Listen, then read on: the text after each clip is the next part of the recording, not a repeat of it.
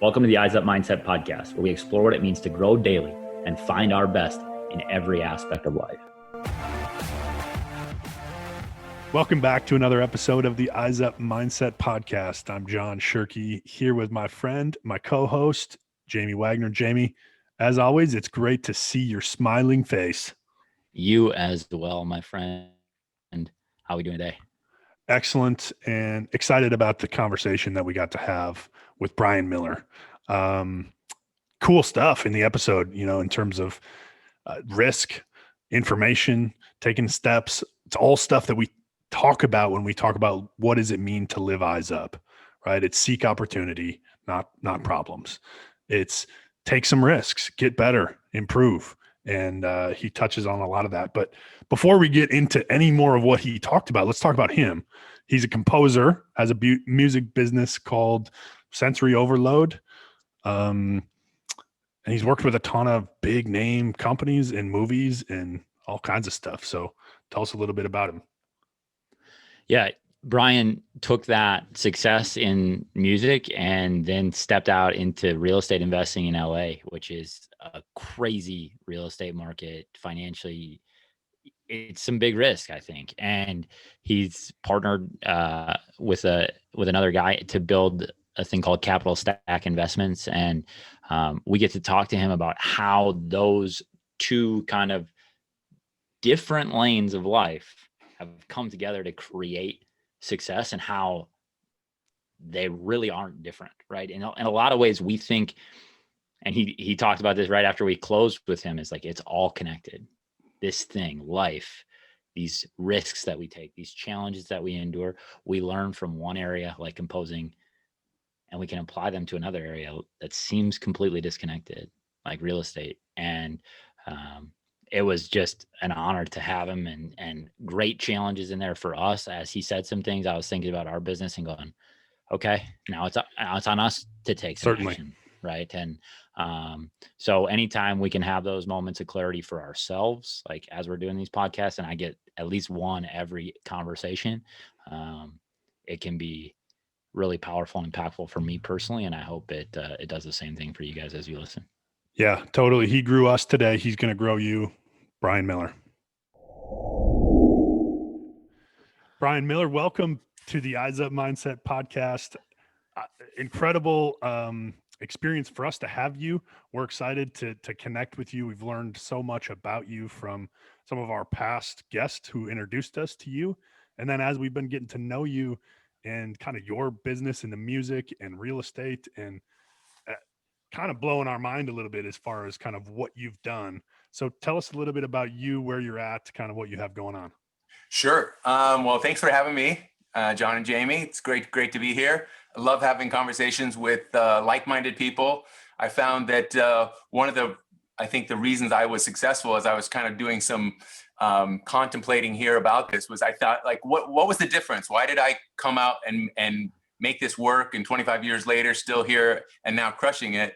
And a lot of people I met on their way back to my hometown, right? They had been out for a month or 2 months to the big city of LA, or maybe 6 months, and they were all on their return trip. But I think just taking the time to interview those guys, to ask, like, hey, what went well, what didn't go well? I think that whole thing, we can talk a little bit more about it, but being a learner. But over the course of that time, I developed a career doing music for television and film projects, which has been great. I always wanted to make a living doing something I loved. I grew up actually doing construction with my dad from the time I was 6 years old, and digging ditches and pounding 16-penny nails. And about the time I was 7, I realized this may not be a long-term career for me. So just the chance to be able to do that. But it's really about not only following passion, but being smart about that. I think a lot of people, when they talk about following their passion, they want to only do exactly what they want to do, when they want to do it, for only who they want to do it. And it's like, yeah, you get those opportunities, but there's a lot of other fill time around that, right? That sometimes you're like building to that point of having that incredible gig, or somebody of a national status that's actually trusting you.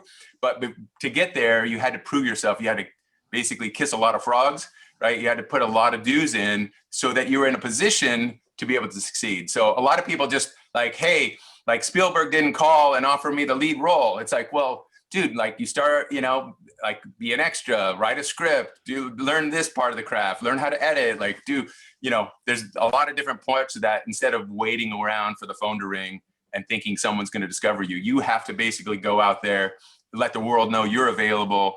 What kind of problems can you solve for them, right? They don't hire you because they think you're cool. They hire you because they have a problem and they want you to solve the problem. Now, if you happen to be cool and there's 10 people, they might choose the cool guy in that. But it's only because he can solve the problem and he's cool. It's not just because he's cool, because at the end of the day, like, he'll be unemployed in a couple of weeks and they'll be looking for someone else.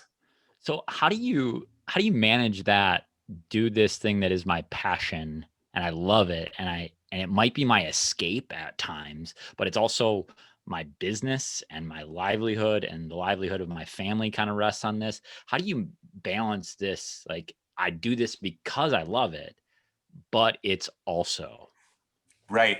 It's sort of like ice cream's really good, but you add chocolate sauce, it's even better. Right. It's part of like, hey, you get to write music, and some days you get to write it for a really cool project that you get to show everybody. And some days you write it for a project and you're like, okay, we'll just build that one and that one won't go on the internet. Right.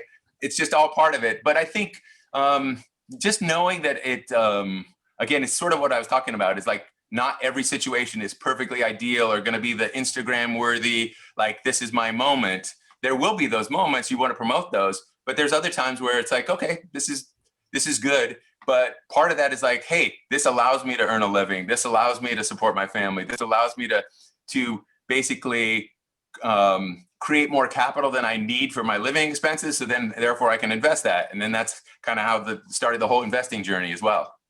Well, that's an interesting question for us, because clearly you've been successful in music and you've created an opportunity to do the investment side. How do you, like, those two things don't seem to match up? Music is this, and especially composing. They do, now that we know he's a construction guy at heart. Yeah, there you go. It does make sense now. It's in the bones. It does make sense. But a long time ago, a friend of mine, because I'm freelance, right? He's like, I could never do the freelance journey. I could just never do it. He's like, how do you do it? I'm like, it's called hunger. It's like, when you're hungry and it's like, I need to feel a meal, like that kind of thing drove me. Like, this is what I needed to do. Other people will be in a job and they'll allow the boss or the company policies to force them to go to work 40 hours a week, right? It's sort of like, if we talk about mindset, it's the mindset of like, why are you not valuable enough to put 40 hours in for your own future, right? A lot of people, they'll put the 40 or the 60 hours in, they're doing it for someone else because they're being forced to do it.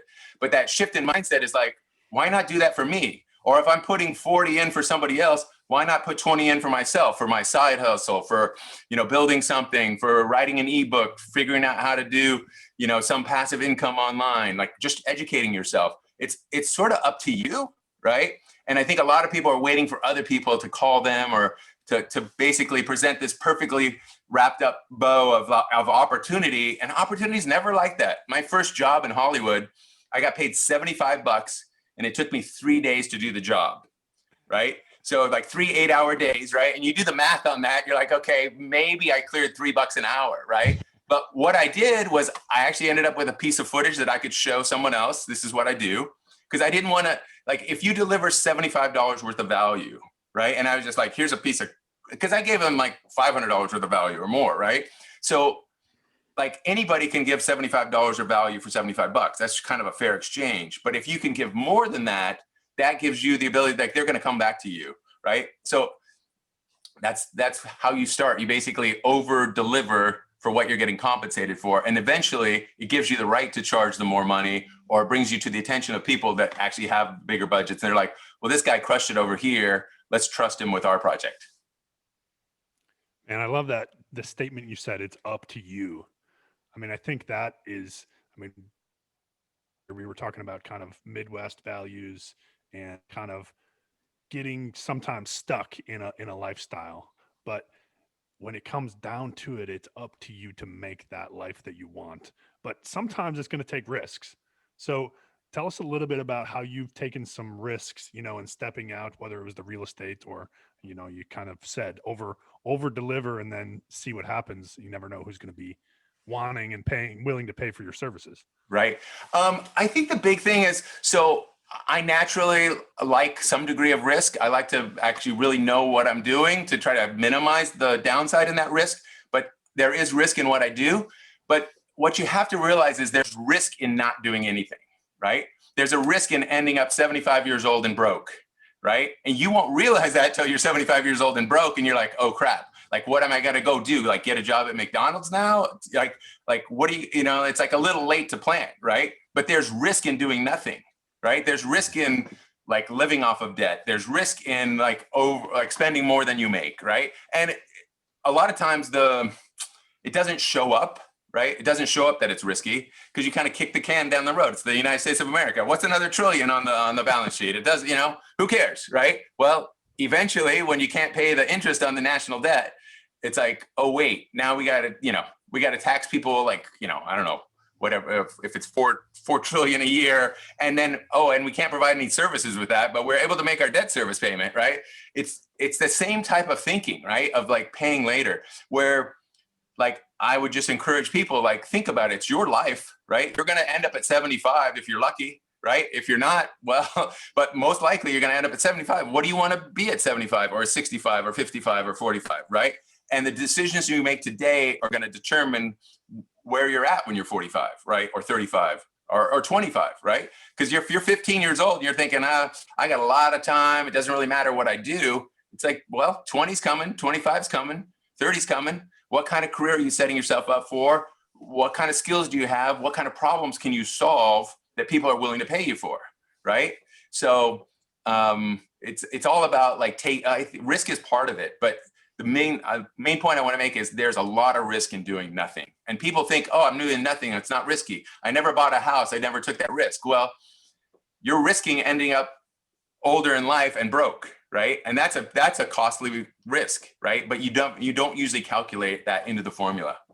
So you talk about this, you're essentially paying it forward to yourself in some ways. Can you take the long view? Can you take this long vision? But the hard part is oftentimes that first step, and in investment, in composing, I would imagine, in music, that where you start often ends up dictating where you end.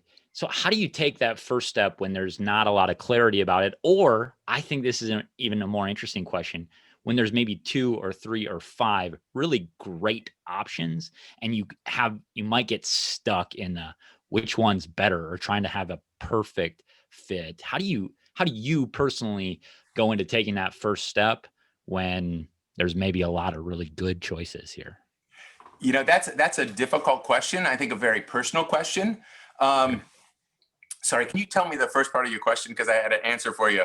Sure. I was just saying, oftentimes we get stuck on what's the first step for us, okay, right. because there's a lot of things that might say, I'm not in, I don't feel great about this thing, but I do feel that all these 3 other options are good. So like we might be able to trim it down to 3, but going beyond that gets hard. Sure. So that's a great question.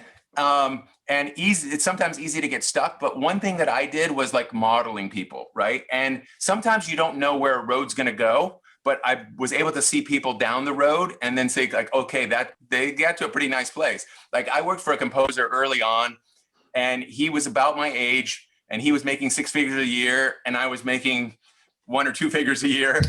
And so instead of that being like, oh, life's not fair, why do they get to do that? It's like, what do they know that I don't know, right? Because I knew I had the music side down, but I didn't have the business side down. I didn't know how to basically capitalize on my skills, right, in order to do that. So looking at people that are maybe down the road 5 years or 10 years. And I think the thing is, everybody's looking for this like mentor relationship, and they can come in very small things. I could be like, Hey, Jamie, like, what's the deal? How's your podcast? What are you experiencing from that? Now that you've been doing it a while, what's the net benefit? Because I don't have to spend 4 years doing a podcast. I can in one conversation, you can tell me like, hey, this is what we're learning. This is why we're doing it. This is what we're crushing it. These are opportunities we never knew we were going to get when we started it. These are the cool people we get to interact with that we never thought, right? And so instead of spending 4 years to find out if it's worth it, like talk to you guys, right? Or a person who's having a podcast. Same thing in business. If a guy in real estate, like talk to the guys who are successful, or the guy that's taking his family for a vacation for a month in Europe. You go like, maybe I should talk to that guy. Like, what are you doing? And maybe he's going to give you 30 seconds of time. And he goes like, oh, well, I did this and this and this. And that can inspire you, because then you know there's success down that road. Now you just have to travel down that road. But I would say, as you look at those different options, look at, again, we're talking about a little bit of the long view, like look down the road, like a year, 2 years, 5 years, 10 years, because there's some people that are crushing it, but that might be a really limited window to, you know, their success.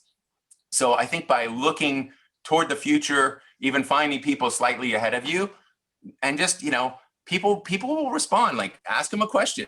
Like, maybe they're not going to guide you by the hand, you know, and spend an hour with you every week. Like, that's probably unrealistic. But, you know, sometimes 2 or 3 like sentences have altered my trajectory. I had lunch with a guy and I was like, how do I do this business? He's like, well, you got to find a producer who believes in you, who's willing to fight for you and bring you onto a project. It's like, okay, that saved me a lot of time, because it's like, here's what I got to do, right? Here's the objective. Now I know what my mission is. Now you still have to go do your mission, but knowing that can save you a ton of time in terms of pursuing an option. Such good advice, because I think we think it has to be this mentor-mentee relationship. And you said it can come in little chunks. It can come in little bits. And that's been the greatest part of the podcast for us. You know, you said, what are the, like, our takeaways are, we get to have these conversations with people that are doing it. Right. And it's this thing that is inspiring to us. And that's what we hope to give to the audience. Those of you listening, like, take these things, take these little nuggets and these chunks of information that, you know, you might not be, it might be in your earbuds as you're doing the lawn, you know, you're mowing the lawn, and right. You pick up on something. Okay. That's a piece of advice. That's a piece of wisdom from somebody that's earned it. It's hard won. And so I just think that's such meaningful stuff that you're giving us. And it leads me to my next question, because you're in a lot of things. You said you have 72 streams of income. That blows my mind, number one. Number two, how do you focus enough or have the time? Because that's what people, when you hear 72 streams of income, how do you have the time? How do you have the energy? How do you have the focus? Right. Like, so if somebody's looking for passive income or income streams to generate, to take the next step in their financial journey, or to take the next step in a journey that is, I'm going to just try something. What's some advice you've learned? What is some stuff you've had? Because you're farther down the road on this than we are.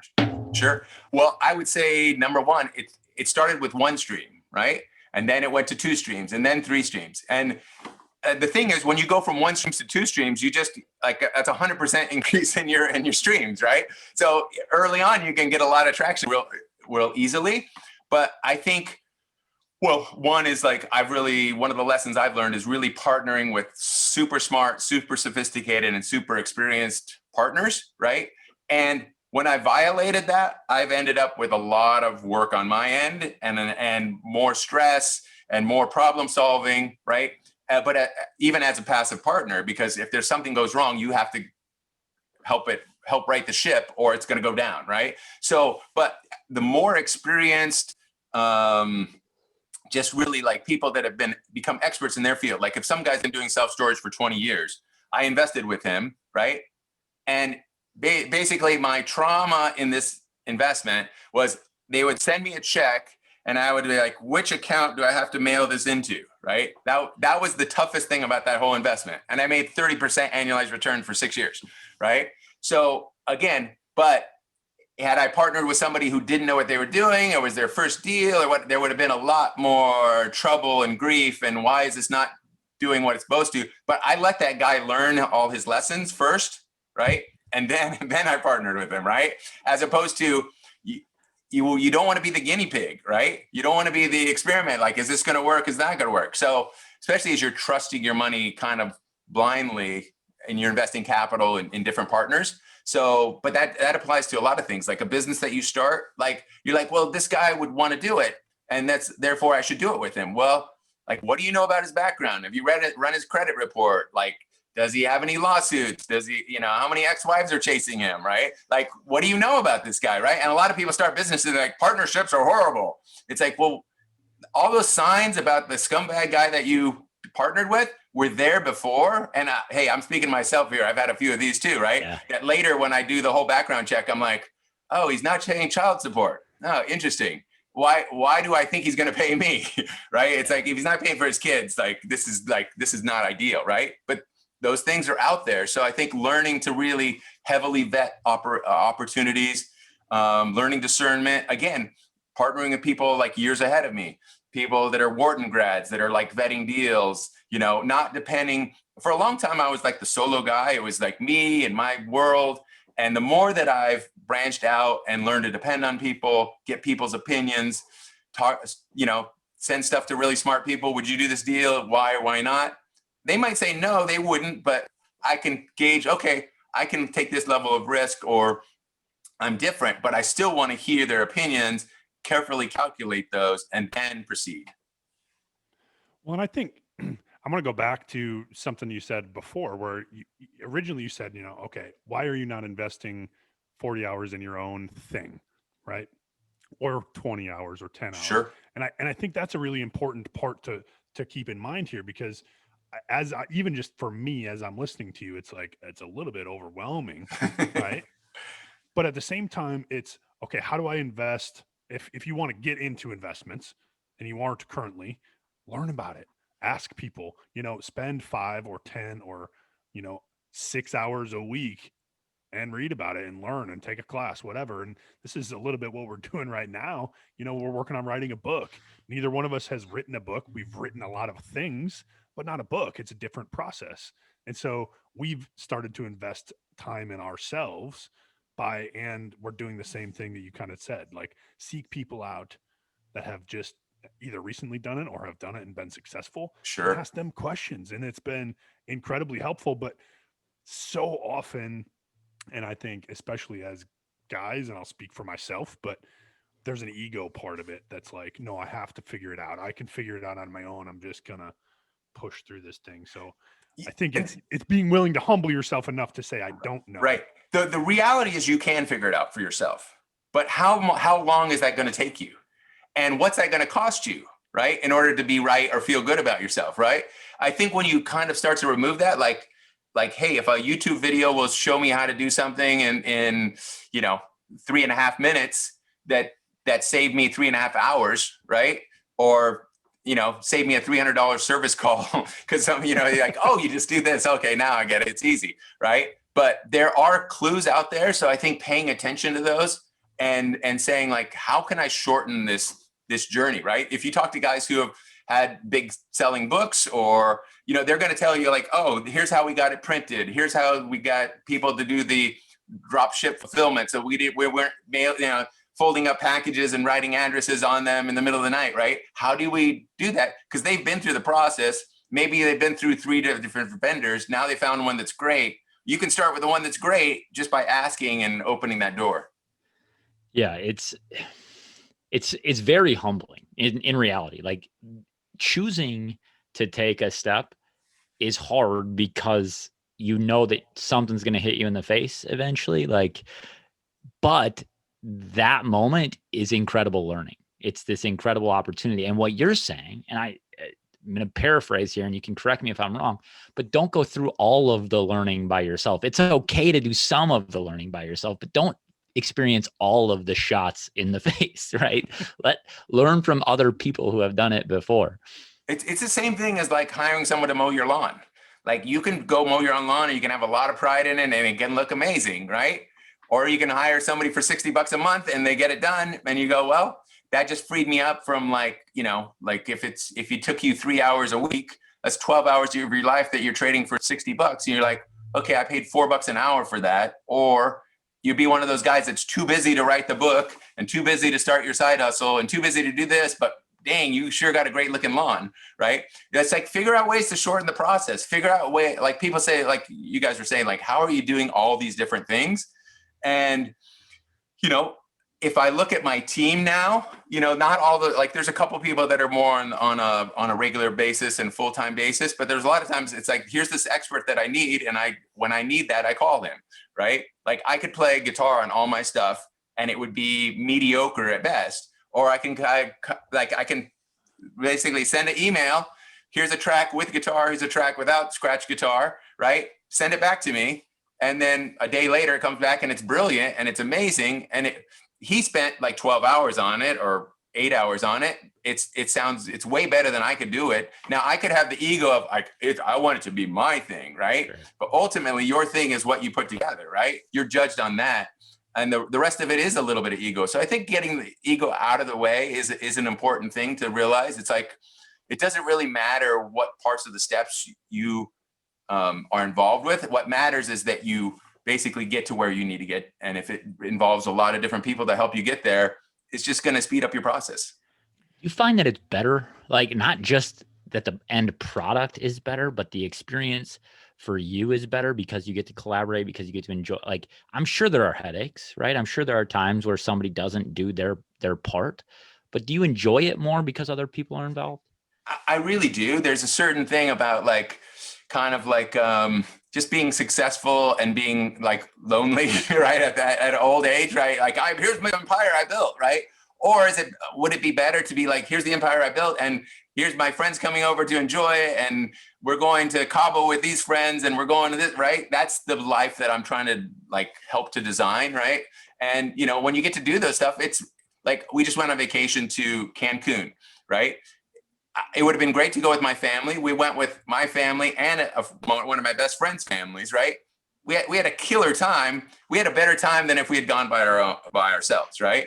And also we got this whole shared experience and we got to do a lot of things. And, honestly, my kids probably behaved a little better, that there were other kids they knew there, right? So there's all kinds of benefits, right? So, but yeah, sharing life and sharing experiences, it adds to a richness. And not just being so kind of, I think that protectionistic, I understand that because, I've had to fight against that, but like, this is mine and this is my world. I'm not letting anyone in here. I'm going to protect all my little eggs. It's ultimately, I think it's limiting, right? It's better. Like, I'm having a great time with you guys. I could go start my own podcast, but this is funner than doing my own podcast, right? And as a result, like, there's lots of benefits, right? So I could think, I'm going to do it my own thing. I only want my own fans to listen. It's like, no, we're partnering together to put some content out there that's going to create value. You're asking me questions that I probably would not have thought on my own, right? So like, together we're making something that individually, if each of us was just like talking for 30 minutes, it would not be near as interesting or valuable. For sure not. I'm not that interesting, but we are about community. Like, to us, that answer is community, and I love it. And sorry, I cut you off, John. So go ahead and ask. Oh, I was going there too, Jamie. In that, so one of the things that really strikes me about you too, Bryan, is okay, you have the investing, you have the composing business, the music business, but then you also have time to do a lot of charity work, and you give back, and you teach people, and you grow people. And I think, you've been able to do that, I think, in part because of what you said before, is you've been intentional, which is something we talk a lot about, is how do you be intentional with your life and choosing the things that are priorities for you, right? And it's not mowing the lawn, it's paying someone because I want to do something else with my life. And so tell us a little bit about how do you juggle all of those things? And I really wanted to get to the community part where you are giving back and growing other people and giving of your time in that way. Sure. Well, I would say I'm still learning and growing. I'm still getting better at it. Like, this year, one of my goals is to do more time blocking on a calendar. I've done great for years. I got all these pages of goals and stuff, right? And when I look back, hey, a lot of them I've been able to accomplish, and then I'm resetting new ones. So like, just tracking things on paper, studying that regularly. Oh yeah, this is what I said was important to me. But even more, like, one of my goals is like, take each of my kids on a daddy-daughter date, daddy-son date, right? And when it's on the list, even if I see it, that's one thing. It's another thing to be like, okay, Thursday at 5, right? How am I going to get these in this month? Okay, it's got to be this one and it's got to be this one. And like, same thing, taking my wife out. Well, it's a good thing. And sometimes we get around to it, but it's much better to be like, okay, Monday night at 7, that's our time. We're going, and try to really protect that. But I think that's the part of being intentional. And then as far as giving back, like I love sharing my experience. I was on the phone with a friend last night. He wants to buy this deal. He doesn't know quite how to do it, if it's going to make sense, what are the risks in it, and we just talk through it. We're great friends, and it's helping him. He's not as far along on his investing journey. So it's just a way of bringing him up to speed. I'm trying to help my nephew get into real estate. And so you encourage him and send him articles. But part of doing these is like sharing my story, because I think in the same way I was talking earlier about looking for people that have done it, like to listen and say, okay, well, it could start with 1 and grow to 2. And then if you make some really smart decisions, then it's going to grow to and because the reality is that my income streams 1 through 10, that income helped me get 11 through 20, right? So if you don't get started, you don't know that, right? And so if you look down the road and you go, oh, wow, this is possible. Like somebody maybe didn't have a goal to do that. Maybe they had a goal to get 2 streams or 1 stream, right? But then they're like, well, I could throw that on my list, like get double the streams of passive income I have, or set up an investment to start earning passive income, or learn about passive income, or interview somebody that I know that is doing passive income, right? There's a lot of people that are willing to give back. And I think, again, it's sort of like the man not asking for directions. It's like, ask for directions. You're going to get there faster. And, your wife will be less annoyed with you as you drive around in circles. Yeah, there's going to be a lot less friction in the end, right? And I just think like we sent you a question that said habits are the compound interest of self-improvement. That's a James Clear quote. And like we think about compounded interest as money, right? But it's not just money. As a musician, and you said it, like I think I have the picture of a composer, I think of this very solitary profession where you're kind of locked in a room and you have your piano or your guitar and you're just doing this thing. And yet you've said, no, that's not the way that I want to do this thing. But becoming a musician, becoming someone that is good at investment, like there's a lot of compounded behaviors that contribute to that reality. What are some of those that you've looked back on and said, this thing took a long time and it was because of this? So to kind of talk about just what you're talking about. So I used to play piano like at parties and just stuff as I was like, coming along the way, another way to make some money at Christmas, right? And people would come up, and I remember this one lady came up to me and she goes, I would give anything to play the piano like you. And I thought about it, I was like, no, you wouldn't. And she's lying, right? Because what I had to do to play piano is it's like practice an hour a day for 10 years, right? Study, take some lessons, right? Get better. She could do that, right? So she's saying, I would give anything. The reality is no, she wouldn't, right? Because what does she have to give? Some discipline, some focus. I think a lot of people think like music is this just like, God-given ability and you just sit down and you're amazing at it, right? And I met a lot of friends like that, and they didn't go as far as I did, because I think learning that you have to work at it and learning that you have to get better and keep improving, that helped me to keep going and go farther than if I had just sat down and be like, oh, wow, that's amazing. That's easy. Because it may be easy and natural at first, but in order to succeed at anything, you really have to like focus and incremental improvement. And that's kind of what we're talking about.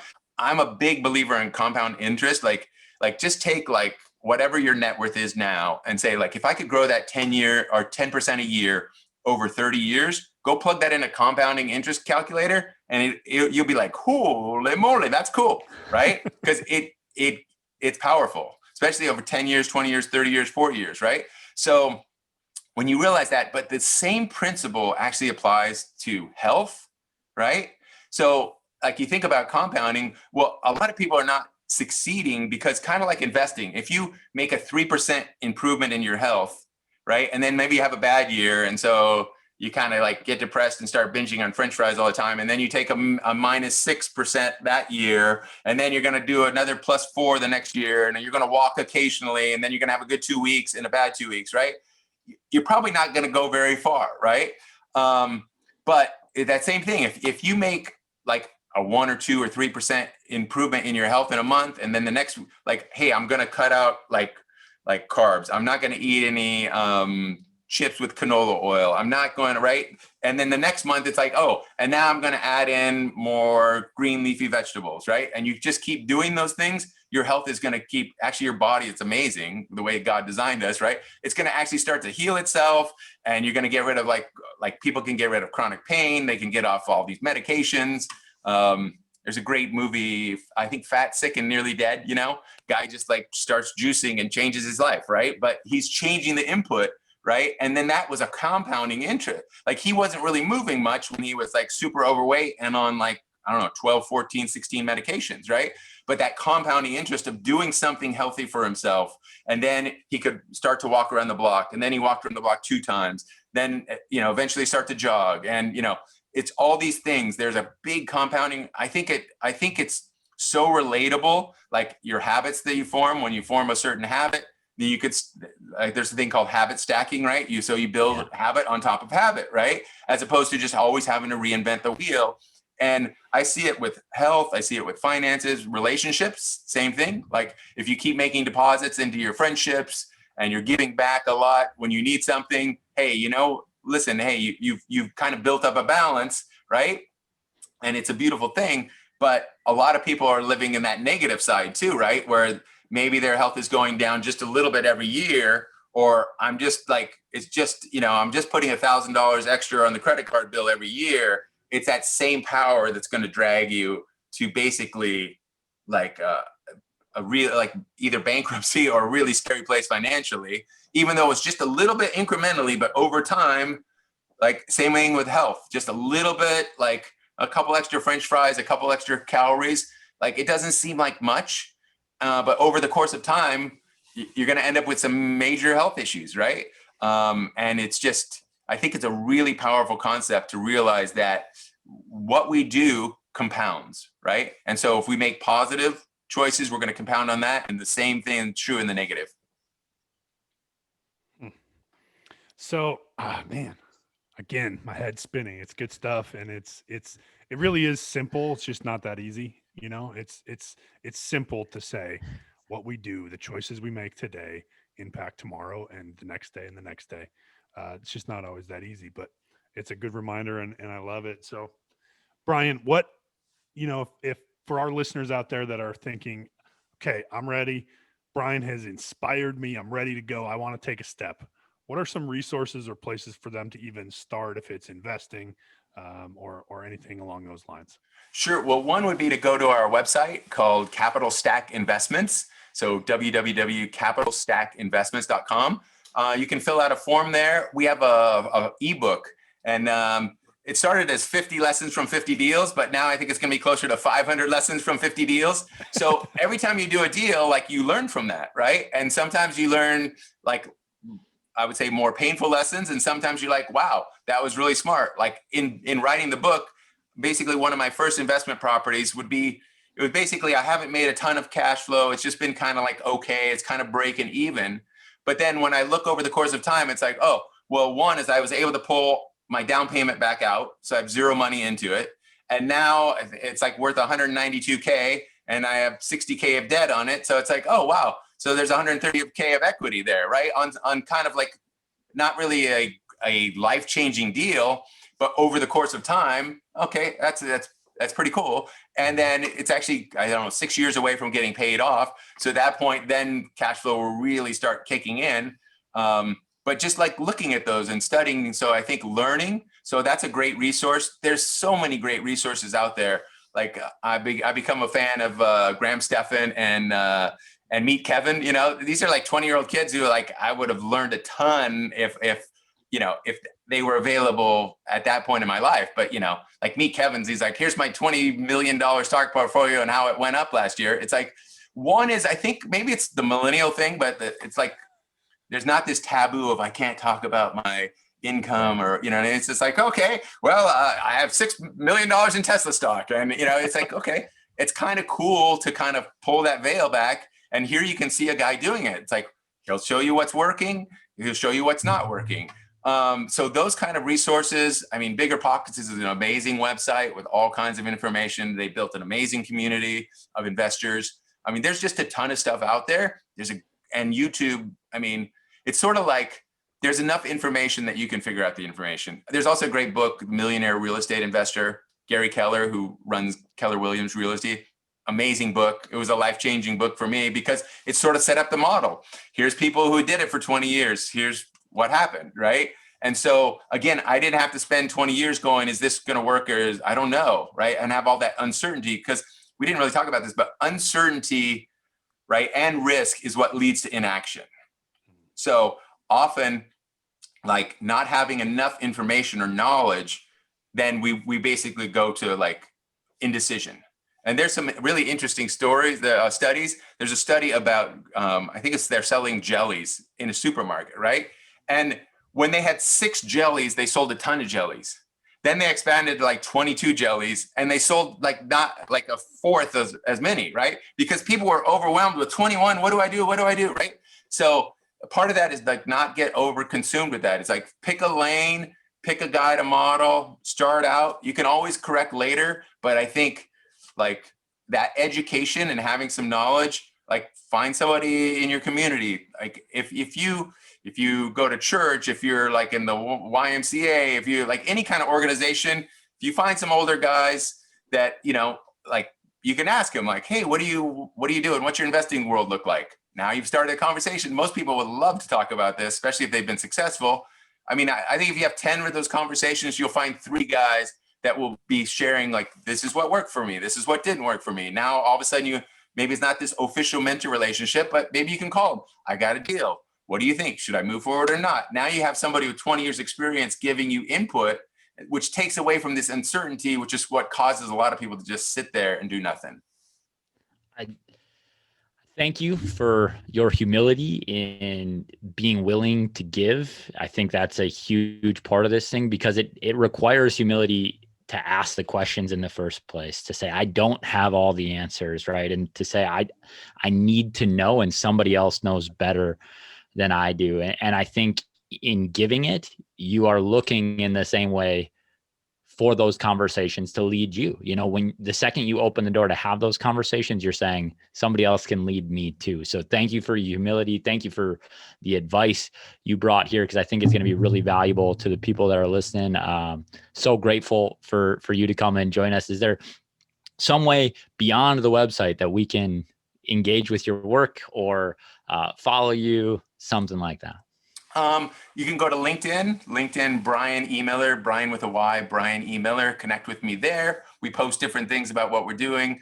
But it's Instagram, like maybe go sign up on Capital Stack and then we can touch base and then it'll get you to LinkedIn. You can find out other stuff. My music website, bryanemiller.com. So you can find out work that I've done as a composer and that, but it's been a fun journey, but I think you kind of hit it on the head, like being willing to be humble, but to basically to ask questions, to seek advice.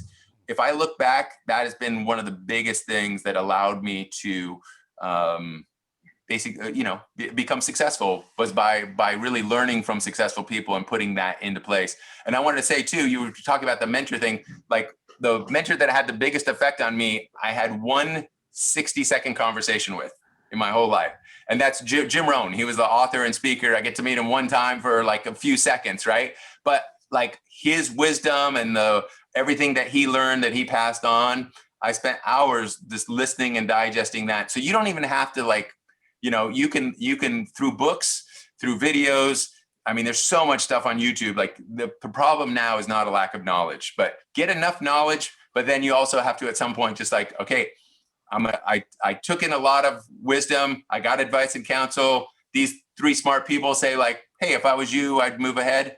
Move ahead. You just got to pull the trigger too. Came full circle. I mean, it's up to you, right? The information is there. The opportunities are there. It's up to you to go and seek it out, ask questions, keep learning. Bryan, thanks for joining us. Certainly appreciate your time today. John and Jamie, you guys are super fun. I super enjoyed it. And looking forward, I listened to a couple of your podcasts already.